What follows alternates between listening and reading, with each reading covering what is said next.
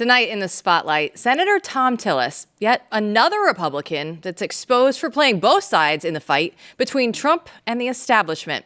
According to the Wall Street Journal, Tillis personally encouraged Hegseth's former sister-in-law, Danielle, to come forward with damaging allegations of alcohol abuse and spousal mistreatment and assured her that this would sway key votes, including his own.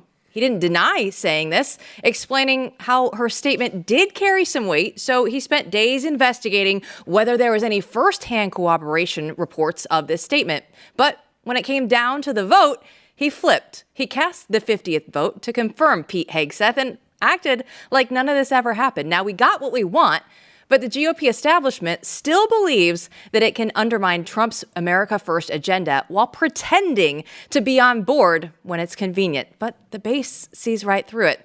So now let's bring in Blaze senior politics editor Chris Bedford. So Chris, what does this say about the ongoing fight that we have between Trump and the establishment?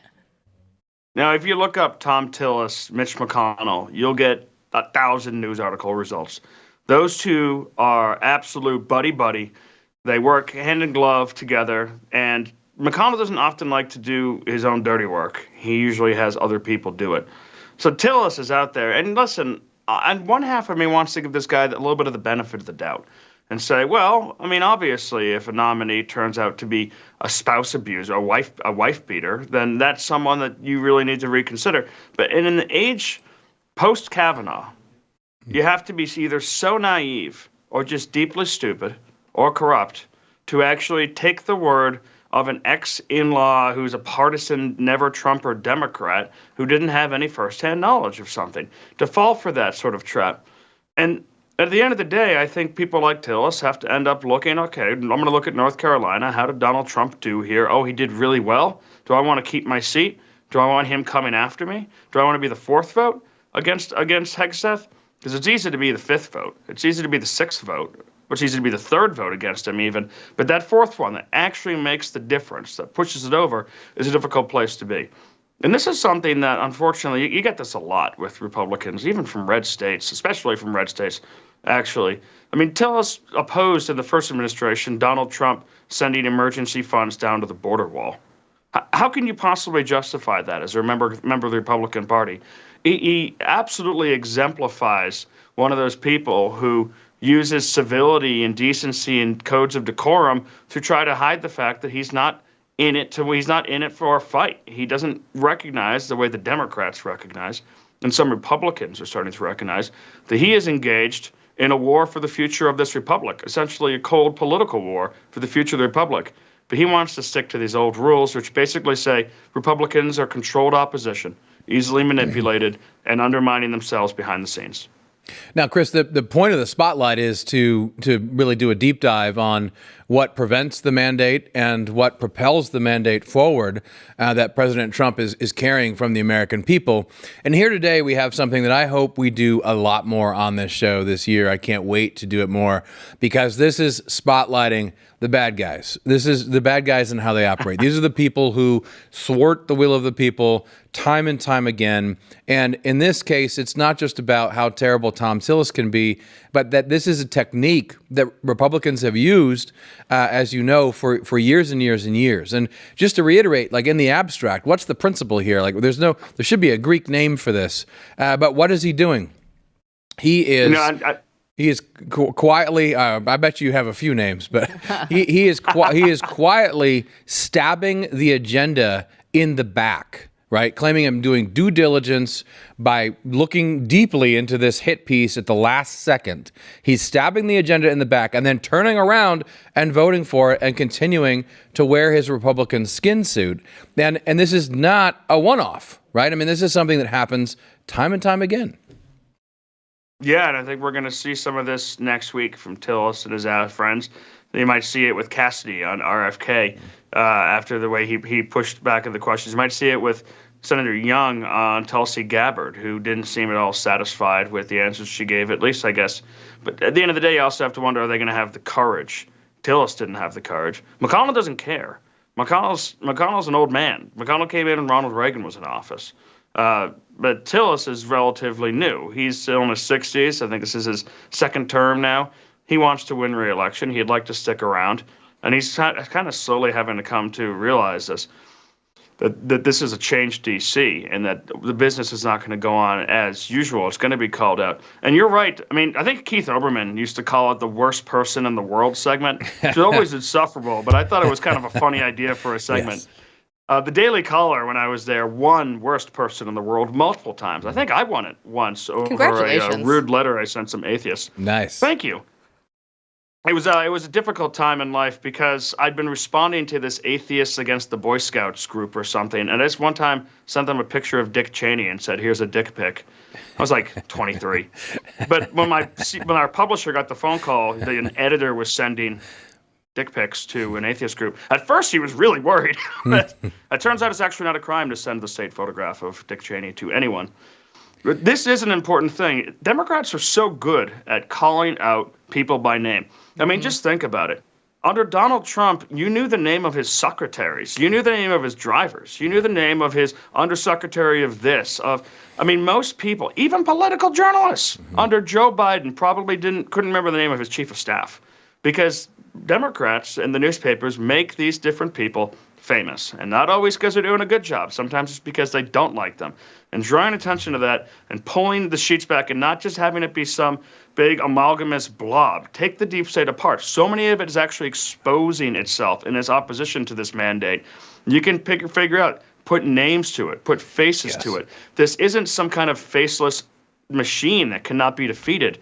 It's somewhere between Veep and how a Game of Cards, whatever that show was. House of Cards. They're not nearly as House of Cards. Yes, they're not as smart as they think they are. They're not as vicious as you think they are. They're just kind of bumbling people who do bad things repeatedly out of a mixture of cowardice and malice. And if you expose them, it makes it a lot easier. Yeah, and this is one of the things that we're going to consistently do in this segment on the show. I mean, we're going to go after all those lesser names. I mean, today, is Senator Tillis, but there's a lot of staffers who still exist in all these agencies, and I can't wait, even as soon as next week, to start delving into some of their bios and who they are and what they're up to. And Chris, I couldn't laugh harder this morning because then Thom Tillis came out and it was Kash Patel's hearing, right? And he was like, you know what? I'm going to have a shiny object. So anybody that saw that Wall Street Journal report about me and Pete Hegseth and that whole deal, maybe they'll forget it because I have the bingo card. So take a look. Some may view this as an unserious caricature and not appropriate for this committee. Sadly, I consider it a serious caricature of what I expect to be witnessed today. I think we'll have words like enemies list and deep state. I've already X'd out 4 boxes in the opening statements alone.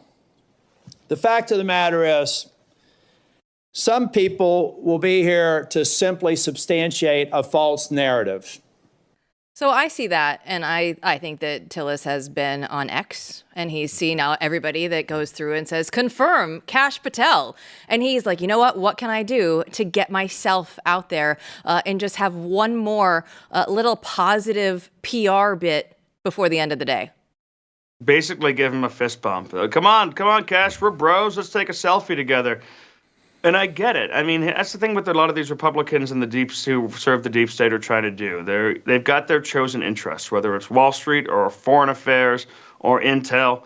And in his case, in McConnell's case, a lot of that is American foreign policy, a little bit of Wall Street as well. But foreign policy is the main thing. The FBI, he can afford to hug Trump's nominee. It's kind of like how Lindsey Graham does this. He's always Mr. Republican, showing up on Hannity's show, saying anything that you want to say to the base until it actually comes down for something he cares about. And then he'll turn on you in a second. Well, I want to go back to Kevin Roberts. We had him on the show. He's the president of the Heritage Foundation. He was telling us on the show just last week that a vote against Hegseth, what that would mean. A vote against Pete Hegseth is a vote for the deep state globalists. It's really that simple. The reason they're opposed to him is because he would bring much needed reform to an agency that is desperate for it. So that just rounds out the entire thing of what we've been talking about this entire segment, Bedford.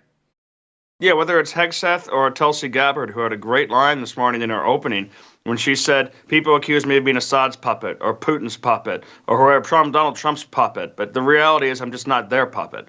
not someone that they can control, someone who answers only to them. And that's what Washington wants. That's what the deep state wants. They want people that what Donald Trump did that was so bad was that he didn't listen to them.